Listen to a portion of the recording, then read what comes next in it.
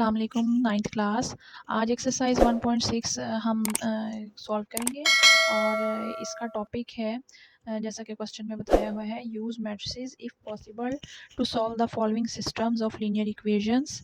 Number 1 the matrix inversion method. यानी अगर हम बुक की तरफ देखें, ये स्टूडेंट्स ये स्टेटमेंट है, यही सेम है। Use matrices if possible to solve the following systems of linear equations by number 1 the matrix inversion method and the Cramer rules. यानी ये सारे क्वेश्चंस जो हैं उस पे हमने दो मेथड अप्लाई करने हैं, एक मैट्रिक्स इन्वर्जन मेथड और एक क्रैमर्स रूल वाला। तो पहले हम इन सब क्वेश्चंस को पहले मेथड से करेंगे और सीखेंगे कि मैट्रिक्स इन्वर्जन मेथड एक्चुअली क्या है। ठीक है, तो चलते हैं इसकी डिटेल की तरफ। यस सर, हमारा टॉपिक है solution of simultaneous linear equations. यानी हम जो लीनियर इक्वेशंस होती हैं उनको सॉल्व करने के क्या क्या मेथड्स होते हैं वो हम बताएंगे। लेकिन लीनियर इक्वेशन क्या होती है, ठीक है, जिस तरह आप देख सकते हैं एक इक्वेशन लिखी हुई है ax + by = m। ठीक है, इस टाइप की लीनियर इक्वेशन, इसमें x और y जो हैं वो वेरिएबल हैं। ठीक है, और a b और m जो हैं वो कॉन्स्टेंट्स कंसीडर होंगे। ठीक है, तो अब क्योंकि x और y की पावर जो है वो 1 है, जो वेरिएबल है उनकी पावर 1 हो तो हम कहते हैं ये लीनियर इक्वेशन है। तो इस तरह दो इक्वेशंस होंगी। ठीक है, और दोनों में वेरिएबल सेम होंगे x y। ठीक है, क्वेश्चंस में भी इसी तरह है, लेकिन उनके कोएफिशिएंट्स और इक्वल टू कांस्टेंट्स जो हैं वो चेंज होंगे।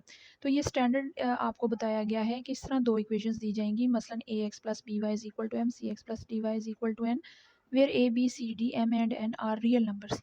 ठीक है, जहाँ पे A B C D M और एन रियल नंबर्स को रिप्रेजेंट करेंगे। यानी इसका क्या मतलब है कि ए बी सी की जगह यानी कोएफिशिएंट्स पॉजिटिव भी हो सकते हैं, नेगेटिव भी हो सकते हैं। ठीक है, फ्रैक्शन में भी हो सकते हैं। तो इस तरह से जिस तरह के रियल नंबर में हमें पता है कि सारे होल नंबर, नेचुरल नंबर, ठीक है, p/q form, square root form, जिसको हम रैशनल नंबर और इरेशनल नंबर भी कहते हैं, तो कुछ भी हो सकते हैं। ठीक है, तो this system is also called simultaneous linear equation. इस तरह से लिखी हुई जो इक्वेशंस होती हैं दो, उनको हम कहते हैं system of simultaneous linear equations. ठीक है, तो इस एक्सरसाइज में हम ये दो मेथड यूज़ करेंगे, मैट्रिक्स इन्वर्जन मेथड और क्रैमर रूल। ठीक है, तो फर्स्ट ऑफ ऑल हमने मैट्रिक्स इन्वर्जन मेथड से करना है। तो उसमें ये होगा कि इस तरह से दो इक्वेशंस दी हुई होंगी। ठीक है, दो इक्वेशंस जब दी हुई होंगी तो फिर हमने इन इक्वेशंस को इस तरह से लिख लेना है। अच्छा, अगर हम इक्वेशंस पे देखें तो पहली इक्वेशन में ax + by था, तो इसका मतलब है कि इक्वेशंस के बाद इक्वेशंस को मैट्रिक्स की शक्ल में इस तरह लिखते हैं कि कोएफिशिएंट्स का मैट्रिक्स, ठीक है, फिर वेरिएबल का मैट्रिक्स इक्वल टू जो उधर वो कांस्टेंट होते हैं उनका मैट्रिक्स। इसको a मैट्रिक्स का नाम देते हैं, इसको कैपिटल X का, और इसको b का नाम देते हैं। ठीक है, अब हम इसी मेथड को फॉलो करते हुए आगे फिर हमारा सारा वो इन्वर्स मेथड जो हमने पीछे सीखा है वही यूज़ होता है, तो वो हम अप्लाई करेंगे। अब देखते हैं फर्स्ट पार्ट को कि हम कैसे सॉल्व कर।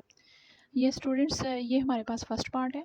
इस फर्स्ट पार्ट में फर्स्ट इक्वेशन है 2x - 2y = 4 और 3x + 2y = 6। ठीक है, अब हम इन्हें मैट्रिक्स फॉर्म में लिखेंगे। ठीक है, तो देयरफॉर यानी इसका सलूशन हम जो है वो स्टार्ट करते हैं। तो अब हम यहाँ पे लिखेंगे सलूशन में, सबसे पहले आप लिख लें 2x - 2y। जब सलूशन स्टार्ट करें तो पहले क्वेश्चन लिख लेते हैं, अब हम इसका सलूशन करेंगे। ठीक है, सो ऊपर हेडिंग दे लें, we have the following equations. ठीक है, तो ये हमारी इक्वेशंस हैं, तो हम इन्हें लिख लेंगे मैट्रिक्स फॉर्म में। Then matrix of coefficients. Matrix of coefficients क्या होता है, अंडरस्टैंडिंग के लिए मैं आपको बता दूं, मैट्रिक्स ऑफ कोएफिशिएंट में जब हम ये स्क्वायर ब्रैकेट लगा लेते हैं तो यहाँ पे छोटा सा x लिख लेना। इसका मतलब है कि x के साथ जो कोएफिशिएंट है ना वो पहले लिखे जाएंगे, ये आपने याद रखना है। ठीक है, इस तरह से, ओके। और इसके बाद यहाँ जो है गैप के साथ दूसरा कॉलम बनेगा y की एंट्रीज़ का, और अगर कोई भी हमारे पास कोएफिशिएंट नेगेटिव है तो वो नेगेटिव साइन साथ लिखना है आपने, उसको छोड़ना नहीं है। ठीक है, तो ये इस तरह लिखते हैं, पहला कॉलम x की कोएफिशिएंट्स का होता है, दूसरा कॉलम y के कोएफिशिएंट्स का। और ये जो अरेंजमेंट है, ये तरतीब ऐसे ही रहती है बच्चों, इसको आपने ज़हन में रखना है। ठीक है, और इसके साथ ही इनटू x वेरिएबल और y वेरिएबल, और ये देखें दोनों में x और y वेरिएबल यूज़ हुए हैं। ठीक है, और इक्वल के बाद जो इधर इक्वल की एंट्रीज़ हैं वो लिखी जाएंगी। 4 पहले है, 6 बाद में है। तो इसी तरह से इसी तरतीब को, इसी अरेंजमेंट को आपने जहन में रखना है। ओके जी। अब देखें, इसको हम नाम देंगे ए, इसको x is equal to B का, ठीक है। तो यहाँ हम बताएंगे कि दिस इम्प्लाइज ए मैट्रिक्स क्या है, matrix of coefficients of variable. Okay, matrix of, ये मैं लिख देती हूँ ताकि आपको याद रहे, मैट्रिक्स ऑफ कोएफिशिएंट्स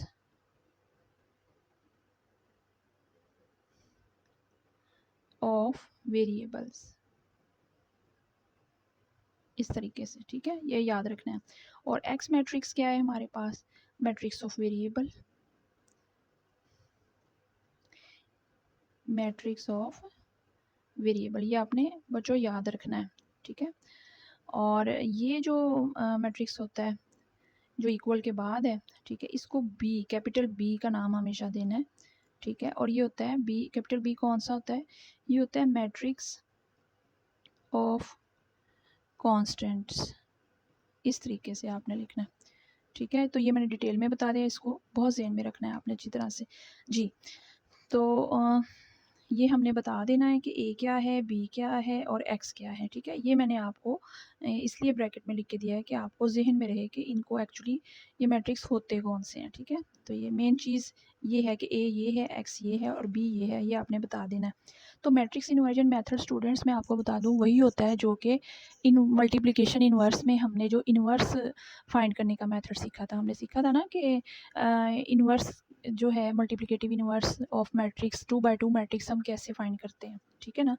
और हमारे पास है भी 2x2 मैट्रिक्स ये, तो हमें पता है कि जब हम किसी मैट्रिक्स का मल्टीप्लिकेटिव इन्वर्स फाइंड करते हैं, ठीक है, तो उससे पहले हम इस इक्वेशन से यहाँ पे बताएंगे कि एक्चुअली हम इनको सॉल्व क्यों कर रहे हैं। इक्वेशन को सॉल्व करने का मतलब ये होता है कि हमने उनमें मौजूद जो वेरिएबल हैं हमें नहीं पता होता कि उनकी क्या वैल्यू, हमने सोल्यूशन करके एक्चुअली उसकी वैल्यू फाइंड करनी होती है।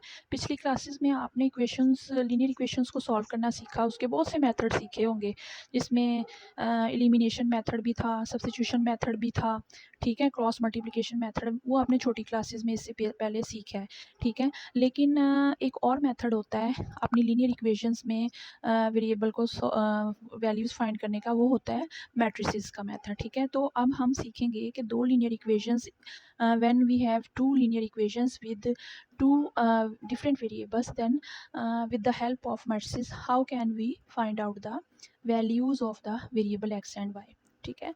तो उसके लिए हमें सबसे पहले जो है वो इस इक्वेशन को इस फॉर्म में लाना है ताकि आगे हम प्रोसीजर बढ़ाएं कि इस इक्वेशन से हमें पता चला कि हमने एक्चुअली एक्स मैट्रिक्स की वैल्यूज़ निकालनी है, तो फिर ए इधर आ जाएगा, यहाँ से ये वाला ए इधर आएगा, जब ए इधर आ जाएगा तो वो ए इन्वर्स बन जाएगा इनटू बी। तो अब देखिए ये ए इन्वर्स बन गया, ठीक है।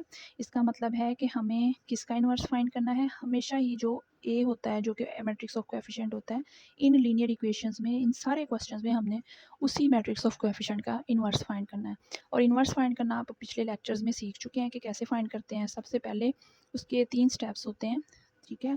आपको याद होगा कि सबसे पहले हम उसका डिटर्मिनेंट फाइंड करते हैं मैट्रिक्स का, ठीक है, फिर हम एडजॉइंट फाइंड करते हैं, ठीक है, और देन हम उसी मैट्रिक्स का इनवर्स फार्मूला लगा देते हैं जो कि होता है adjoint over determinant of that matrix, ठीक है। तो यहाँ पे जो मैट्रिक्स है वो ए है, ठीक है।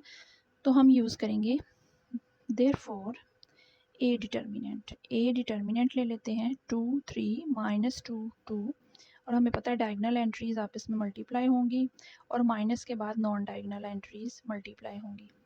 तो ये हमारे पास हो जाएगा 4 माइनस माइनस प्लस 6, यानी ये हमारे पास 10 आ गया आंसर, इस तरीके से, ठीक है।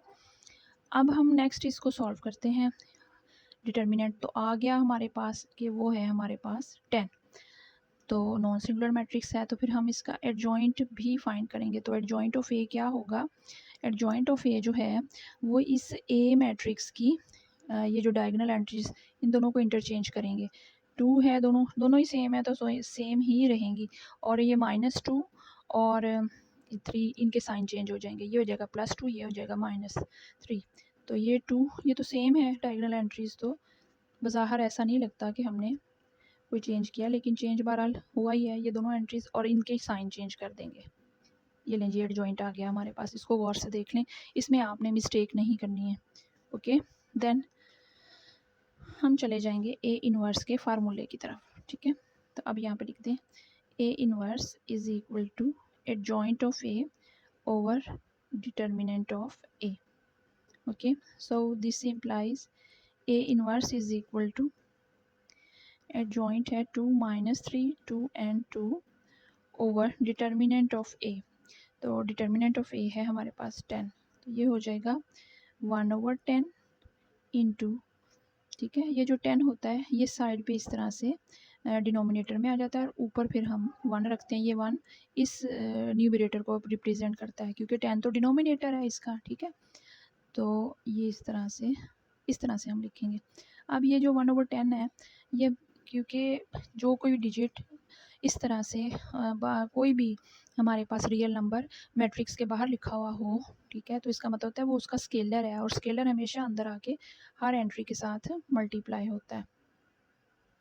तो हम इसको मल्टीप्लाई कर देंगे इस तरीके से। ठीक है, अब नेक्स्ट हम इसको सॉल्व करते हैं। नेक्स्ट है हमारे पास, ये कैंसलेशन हो जाएगी क्योंकि ये न्यूमरेटर है। ठीक है, ये नीचे 1 लगा लें ताकि आपको पता हो कि ये न्यूमरेटर है। जो होल नंबर होता है वो एज अ न्यूमरेटर ट्रीट होता है। ठीक है, तो ये 1/5, ये भी 2 पे जा रहे हैं, कैंसिल कर दिया हमने। ठीक है, और ये तो कोई भी नहीं कैंसिल हो सकता, तो मल्टीप्लाई कर दें। -3 1 ज़ा 3 और 10 1 ज़ा 10, और ये दोनों भी हमने इस तरह से 1/5, तो ये हमारे पास ए इनवर्स आ गया। ये स्टूडेंट्स, ए इनवर्स के बाद हमने ए इनवर्स बी फाइंड करना था, तो ए इनवर्स की वैल्यू लिख ली और यहाँ बी की वैल्यू लिख ली, और हमें पता है कि अब हमने इन्हें मल्टीप्लाई करना है। तो जैसा मैं हमेशा आपको रिमाइंड कराती हूँ कि जब दो मैट्रिक्स को मल्टीप्लाई करते हैं तो पहले मैट्रिक्स की रोज़ को अगले मैट्रिक्स के कॉलम से मल्टीप्लाई करते हैं। तो ये देखिए, रो को हमने मैट्रिक्स के साथ, मैट्रिक्स के कॉलम दूसरे मैट्रिक्स के कॉलम के साथ मल्टीप्लाई किया। 4, यहाँ 4 है, 4 मल्टीप्लाइड बाई 1/5 है, +6 मल्टीप्लाइड बाई 1/5, फिर नीचे वाली रो को भी किया तो 4 मल्टीप्लाइड बाई -3/10 और +6 मल्टीप्लाइड बाई 1/5, इनको आपस में मल्टीप्लाई किया है। ठीक है, इनके नीचे 4 होल नंबर था, 1 लगा दिया ताकि आपको क्लियर हो जाए कि ये एज अ न्यूमरेटर ट्रीट होता है होल नंबर, और ये डिनोमिनेटर फिर 1 हुआ करता है, इसे नहीं भूलना आपने। ठीक है, ये मल्टीप्लाई कर दिया, 4 1 ज़ा 4 5 1 4/5, ये 6/5 हो गया, ये 4 3 ज़ा 12 है तो -12/10। ठीक है, और नेक्स्ट 6 1 ज़ा 6, तो 6/5। ठीक है, अब इन दोनों का क्योंकि सेम डिनोमिनेटर है तो 4 + 6, इसका हमने एलसीएम लिया 10 आया, तो उसको हमने जब मल्टीप्लाई किया 10 को इसके साथ, तो ये -12 और +12, तो ये बन गया। अब ये 10/5 बन गया प्लस होके, और ये 0, एंड यू नो कि जब भी 0 डिवाइडेड बाय एनीथिंग होता है then it is always equal to 0। ठीक है, तो 0/समथिंग ऑलवेज इक्वल टू 0, यानी न्यूमरेटर 0 हो और डिनोमिनेटर कुछ भी हो तो आंसर हमेशा 0 ही आता है। तो हमें पता है कि because x is equal to A inverse B था, तो ये सॉल्व हो चुका। दिस इम्प्लाइज, इसकी रियल वैल्यूज़ डाल दें, xy इज़ इक्वल टू ये जो 2 and 0। अब आप कंपेयर करें, तो कंपेयर करने से आपको पता चलेगा कि ये x की वैल्यू है और ये y की। So this implies x is equal to 2 and y is equal to 0। Question number 1 is solved now. Now we will start solution of second part. So we will write, we have the following equations, which are 2x plus y is equal to 3 and 6x plus 5y is equal to 1. So after writing this we will write here then के बाद हम यहाँ पे matrix बनाएंगे 2 6। हमें पता है कि पहला x की एंट्रीज़ हमने डालनी होती हैं, याद रखना, और दूसरी कॉलम बनेगा y की एंट्रीज़ का। ठीक है, ये सो ये जो एक्स वाई हैं सिर्फ आपको बार बार याद दिलाने के लिए, this X and Y is not the part of the solution. Okay, so variables into में लिखने हैं और इक्वल के बाद कॉन्स्टेंट्स इस तरीके से, ठीक है। Then this implies it is a x is equal to b. Okay, yes students, so this implies ये a x is equal to b आ गया। अब हमने बताना है a क्या है। a is matrix of coefficients, x is matrix of variables and b is matrix of constant terms. so this implies फिर x जो है वो हमारे पास क्या हुआ, a इधर आ जाएगा a इनवर्स b। तो यानी इन क्वेश्चंस में हमने एक्चुअली जो x मैट्रिक्स है उसके लिए वैल्यूज़ निकालनी है एक्स वाई की, तो a को इसीलिए हमने इधर ले आना है, तो ये बनेगा a इनवर्स। तो अब वही इनवर्स वाला प्रोसीजर जो हमने सीखा है उसी को करके आगे चलते हैं। तो नाउ a डिटर्मिनेंट 2 6 1 5, ठीक है। तो इनको मल्टीप्लाई करें सबसे पहले डायगोनल को, और माइनस के बाद आपने नॉन डायगोनल एंट्रीज को करना है। 1 मल्टीप्लाइड बाई 6, सो 10 माइनस 6, सो 4। सो आपके पास a डिटर्मिनेंट जो है वो 4 आ गया। तो फिर एडजॉइंट b फाइंड कर लें। Adjoint you know changing the diagonal, interchanging the diagonal and interchanging, यानी इनकी प्लेस चेंज कर दें और इनके नॉन डायगोनल के साइन चेंज कर दें, तो दोनों नेगेटिव हो जाएंगे, पहले पॉजिटिव थे, ठीक है। सो देयरफॉर ए इनवर्स हमारे पास हो गया adjoint of A over A determinant after putting values. So A inverse is 5 minus 6 minus 1 and 2 over A determinant is 4। अब ये जो ओवर डिटर्मिनेंट 4 है ये इधर साइड पे हम लिख लेंगे 1/4 करके आ जाएगा, ठीक है। इस चीज़ को बच्चों याद रखना है आपने। अब ये 1/4 जो है ये हर एंट्री के साथ मल्टीप्लाई होगा, ठीक है। 5 multiplied by 1/4 and -1 multiplied by 1/4 and then -6 multiplied by 1/4, then 2 multiplied by 1/4, इस तरीके से। सो हमारे पास जो ए इनवर्स आ रहा है वो आ रहा है 5 1 ज़ार 5/4। सो ये कैंसिल हो रहा है, 2 3 ज़ार 2 2 ज़ार, तो ये -3/2 एंड ये हमारे पास आ जाएगा -1/4, और ये 2 1 ज़ार 2 2 2 ज़ार 4, यानी ये हो गया हमारे पास 1/2। So this implies A inverse B क्या होगा, A inverse B, A inverse लिख लें,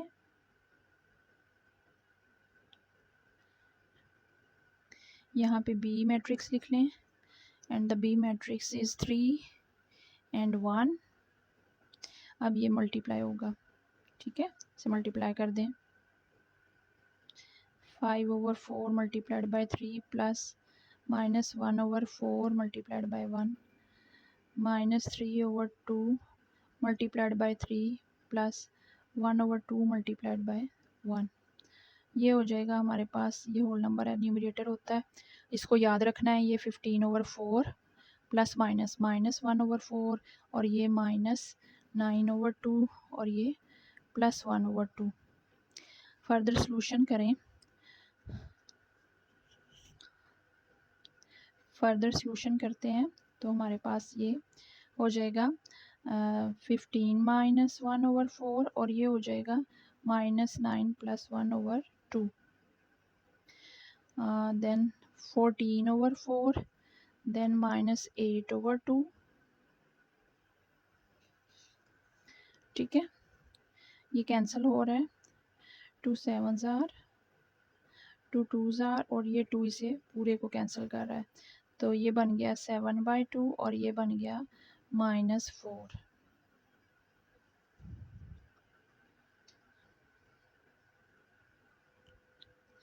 So because x is equal to a inverse b, तो आपको पता है दिस इम्प्लाइज ये होता है एक्स वाई, और a इनवर्स b सॉल्व करके आ गया है 7/2 and -4। So this implies x is 7/2 and value of y is -4. So two parts completed.